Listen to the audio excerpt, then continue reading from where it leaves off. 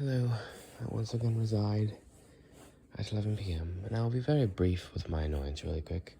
I've done this 2 times in the past. So basically, my annoying sister, whom I hate very much, likes to make noise late at night despite the many times, many, quite literally many times I and my parents have requested her to not do so.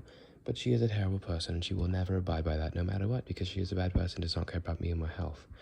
She's very selfish. She will always make noise, and there is nothing I can do to prevent that. I have the opportunity and the willpower and the knowledge and the desire to go to sleep early, which is something many people don't have, and I am unable to use this, so that makes me extremely annoyed because I have strong empathy for unfairness. So the fact that I'm unable to sleep when I am one of the few people who's able to do so because of one person doing something very stupid and they'll never change because they're an evil person is extremely annoying to me, and that makes me further unable to sleep because I can no longer think about anything but that. And I don't have the ability to just magically ignore sounds because she makes very sudden sounds, etc., etc. Very annoying, inevitable, can't change anything about it, and I hate it very much. But I've talked about that before in a video called like inevitabilities or something. So if you want to see the full rant about that, go ahead and go there. But that is why I am sitting here at 11 p.m. despite the fact that I went to bed at 9 p.m. and I've been laying in bed and I was trying to fall asleep, and I have been laying in bed for 2 hours. And the last approximately hour of it was only due to her being there, and if she hadn't been there, I would have fallen asleep. So, what to talk about now that I am completely forced to stay awake and I am unable to fall asleep? Because obviously I can't try to sleep, that's impossible. Because A, she's still making noise, because she does it for so long, I don't know how. And B, I'm already at the point where I am hot and my heart is beating and I was uncomfortable and my eyes starting to hurt because I've been laying in bed for so hours, so I can't fall asleep. I love her so much. She's an amazing person, I know, right? So, what do I do? I've been pondering things. Lately I've been pondering sexual morality, and it's really interesting. But I've been thinking and imagining scenarios, and that led me to think more about, where it becomes sexual, what your thoughts can be, what the motives are, when you can start, and stuff like that. And it's interesting because basically what it's doing is you're trying to oppose normal thought. Because your body is saying, I want reproduction, I want an attractive girl. That is how your brain is wired. But because that's, like for emotions, it's, that's how your brain is wired, but you can adapt, you can quickly evolve, you can, handle them. Not really with sexual urges. They're completely out of your control. You can't do it. You have no control over them. And training takes a long time and is a very slow process. So it's not really like okay, can you just, let's start and I'll try to get over. And one thing I was considering was like, is it sexually immoral to have someone be sexual for the sake of you trying to get self-control? Exposure therapy. And I think my conclusion was that you do it only to the point where you start to lose control. Because if you do it any more than like where you're fighting as hard as you can to try and control yourself, any more than that, you're intentionally choosing to do something you know will be out of your control and you know will arouse you, and that's when it becomes immoral. However, just before that, you can try and prioritize your thoughts, focus on controlling yourself and keeping your thoughts clean and not giving in, etc. So I think that's how you could do that. And then I also considered, okay, so I know I wrote about this on my writing on this, but it really has to be personal. And I was wondering, how do you do that? How can you actually remember that it's about the person you're with and the sacred union between you two and not just about, haha, sex? And I think a pretty good phrase generally to think about in your head is, I am doing this because you are special to me and you are my partner and I will arouse you. That is what the focus should be. But it shouldn't just be, okay, let's do that, and now let's both be completely enveloped and lose control and go into a sexual drive. Because then you're making it about the body, which you don't want. It shouldn't just be, I'll go lustful and out of control for her body, but I'll choose not to for someone else. It should be still about the person, not just, the body and the act. So I think throughout it, you would have to try and focus on remembering why you're doing it, and over time that would reinforce it, so you would become subconscious. But try and remember why you're doing it, and how it's about them, and you try and just admire things like the facial beauty and the uniqueness, and you talk during it. It's not just like you both do sexual stuff thing. We talk and you admire each other's words, and it becomes a personal thing. And like I'm doing this for you, and we love each other thing, not just like a, damn, you got big tits, let's hug them. Like, so it's really just about avoiding making it about the body, I guess. That's the main priority. But yeah, pondered a lot about that. And I did my typical fantasizing about someone caring about me. Always fun.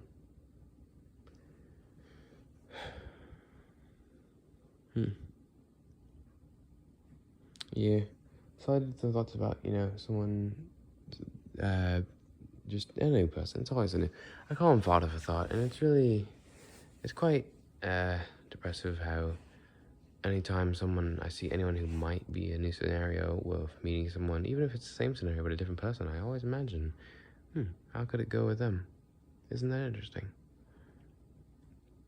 So I imagine this one particular person and how it would go, how it could start, how they would treat me, how they would love me. And lately I've been thinking a lot from the other person's perspective, because I've been considering not just like thinking about things for the joy of it, but rather I've also been thinking about stuff and fantasizing in scenarios or things about wondering, what would happen, how I would react if my thoughts are realistic or if they're biased and, unrealistic.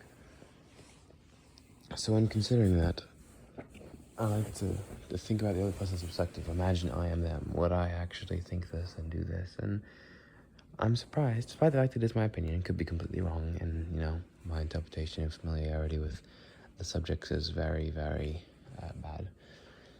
But I think I'm relatively accurate. I feel like if I were the opposing person, I would have generally the same opinions and stuff, and I think it works out quite well. And the way I imagined basically the entire relationship from point A to point B within like 10 minutes, if that, with every possible scenario with them, was relatively smooth, really. I met them, liked each other, we got along well, they cared for me, they helped me, I care for them, we love each other, things evolve. And then that's when I did the whole sexual morality thing, like imagining, okay, so where does it go, where does it start, where does it become bad? It's all about the intentions, really.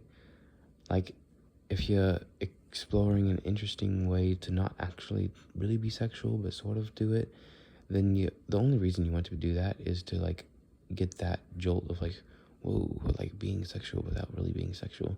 So that's sexual intent, not really about being more intimate with someone who you're like is going to be a lifelong partner. It's not about how special they are. It's just about, ooh, well, I'm balancing this fine line. So if the motive is purely sexual, then you shouldn't do it. So I was considering various different scenarios and like whether or not they would be considered sexually immoral. It's very interesting because, again, you're opposing your biology. Your brain wants to just always be sexual because, reproduction, that's how it works.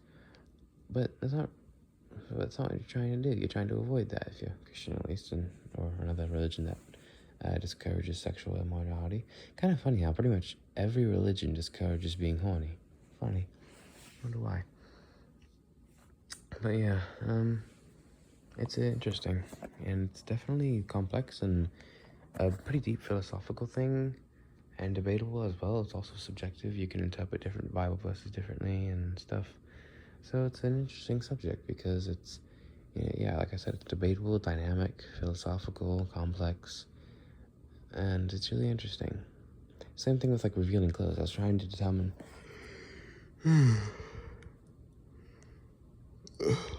what clothes are too revealing and for what settings. And I thought I set a pretty good baseline, but then I started considering, and I saw some people at work, and I was like, okay, well, that's an exception. Okay, well, that's an exception too. Well, I guess that's also, it depends, because everything depends. As I talked about my Cartersville video about, categorizing things, I think it was called specifying concept or something like that, the thumbnail of the really cool Mustang. Everything is really dynamic. Because, it depends. For clothing, it's like the context, who they are, where they are, how much the clothing shows, what the clothing really is, and all that stuff. For, like, sexuality, depends on the situation, the intentions, all that stuff. For attractiveness, which I went into today and tried to, like, define what I find attractive, it depends who the person is, what features are on what people, their personality, all that stuff. So everything truly is dynamic. And categorizing it is a fun challenge. It's always fun to set strict limits because what you're doing is you're not trying to defy it, which is not really possible. It'll lead to inaccuracies. Rather, you're trying to work with the dynamic aspect of it. And sometimes I just kind of give up and say, I like this, this, and this, but there are exceptions, and that's the easy way out. But sometimes I like to try and be accurate. Like I provided a tier list in one of them of different people I find attractive and unattractive across, different ethnicities and facial styles and stuff. So, that kind of gives you a view of my general opinion with the dynamic parts involved. So that's cool, isn't it? Working with the dynamic concepts. Well, of course, you could just be atheist and ignore all that and just, hook up with whoever you want because all you care about is joy, right? Yeah. Makes sense. Well, wouldn't it be lovely to have a partner?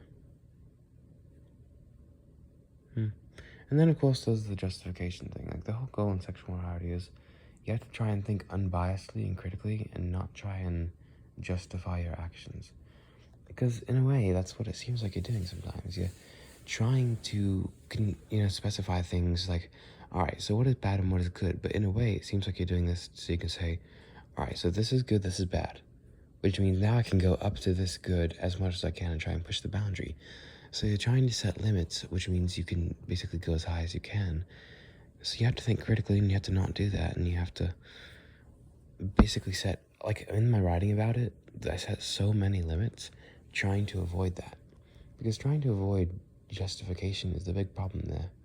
It's a problem in a lot of things, but, confirmation bias. You're trying to not subconsciously justify your actions. Because in my initial thoughts, that's what I was trying to do. I was trying to say like, oh, okay, so it's fine if you do this. And then I would do that. And then I would think about it later, and I'm like, well, no, that was sexual, right? But at the moment, trying to justify it. So I set a lot of limits and got a very deep understanding of how it worked. And it was hard. I used ChatGPT throughout it. I did multiple revisions. I did a distant words entry where I just speak my thoughts, and I think in the end I got to a pretty good conclusion. Lots to learn, lots of limits. And of course, it's kind of difficult, because another thing you have to consider is the realism. You can't think, all right, we are going to be sexual now, because we have this amount of, through the partnership. And what we are going to do is we are going to try to remember this, and I will consciously remember in my mind not to be sexual. And we also do it in this manner so it does not become an objectification. Like, you can't really do that. But that's the thing, you should try to. That's the thing, you can't make emotions and feelings and relationships logical. Love is illogical. I've written about this. I've conceded on love because love is illogical. But I get, the thing is, this is a biblical thing. If I was obviously atheist, I wouldn't give a crap and I would just have sex with whoever I wanted. But I follow God. So I believe in sexual morality. And it's interesting because I forgot what I was saying. Alright, love is illogical, so you can't make love logical. You can't define boundaries and what's good and bad and stuff. You gotta go with love. Relationships, same concept. Emotions, same concept. Although you can try and do your best with emotions, there is a clear amount where you can't go. Basically, once you start dissociating is when you start trying to oppose what is uncontrollable. But with sexual morality, it's interesting because, there's like, what are you trying to do? Are you trying to just be sexual? Is it about the body? Is it about the passion you have for them and only them? What are you trying to do here? And you're opposing your biology, and it's really just, it's like this different mode, really. Nothing quite changes a person like sexuality. You can have many different emotions, but once it becomes erotic, then your brain just completely shifts.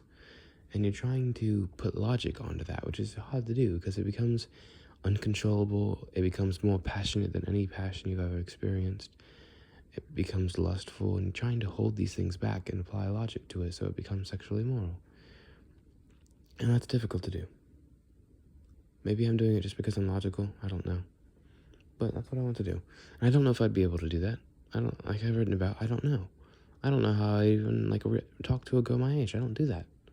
So trying to predict that far into the future with that unfamiliar of a concept is insanely difficult. So I don't know really. But I try to apply logic to it. I try to think about it through a reasonable, unbiased, unlustful Christian view, but it's hard to do. But I think I came to relatively good conclusions.